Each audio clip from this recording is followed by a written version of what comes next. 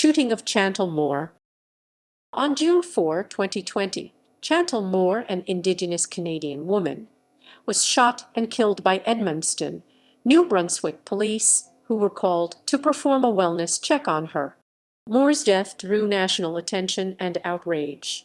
However, the actions of the Edmundston officer involved were found to have been reasonable under the circumstances, and he was not charged with any crime. Background: Moore was a member of the Tla-o-Quiot First Nation and had recently moved to New Brunswick to be closer to her 6-year-old daughter, who was living with Moore's mother. The wellness check was asked for by Moore's boyfriend in Toronto, who was worried Moore was being harassed.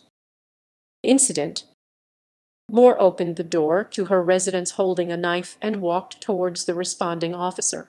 When commands to drop the knife were not followed, he fired 4 times, killing Moore. He was not equipped with a taser. Public response: In response to the incident, attention was raised to the fact that Edmundston police officers do not wear body cameras. This is not unusual for police services in Canada due to the cost of the devices and questions over their effectiveness. Moore's family questioned the decision of the Edmundston officer to not attempt using non-lethal force in the interaction, considering the shooting to have been excessive given the small stature of Moore and the fact that she was only armed with a knife. Indigenous Services Minister Mark Miller commented, "I don't understand how someone dies during a wellness check." Investigation: Due to New Brunswick not having its own police investigation service, Quebec's Bureau of Independent Investigations was tasked with investigating the police-involved shooting.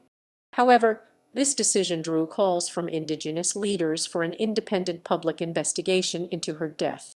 Investigators concluded the report in December 2020, referring it to New Brunswick's Public Prosecution Service.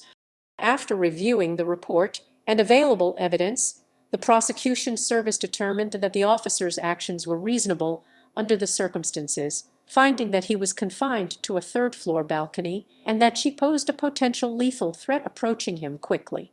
The Canadian Criminal Code allows police officers to defend themselves and others with lethal force under certain circumstances.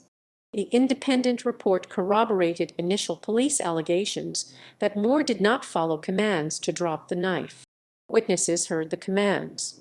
The officer, a use of force instructor for the department, was not equipped with a taser. Aftermath: Occurring just over a week after the death of Regis Korkinski-Paquet, an Indigenous Black woman, the shooting of Moore caused scrutiny to be raised over Canadian police's capability to de-escalate situations involving mental health crisis. Indigenous leaders, Moore's grandmother, and Minister Miller linked the killing to systemic racism of Indigenous people by Canadian police. Though Indigenous peoples make up 5% of Canada's population, 36% of people shot to death by RCMP officers over a 10-year period were Indigenous. In the aftermath of the killing, the chiefs of a coalition of Maliseet First Nations called for an independent probe of the New Brunswick justice system to address systemic discrimination against Indigenous people. Rallies, protests, and healing walks were held across Canada to call for justice for Moore.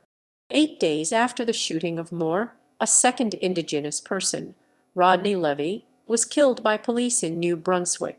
Both deaths led to Premier Blaine Higgs deciding not to proceed with proposed legislation to increase the emergency powers of the police.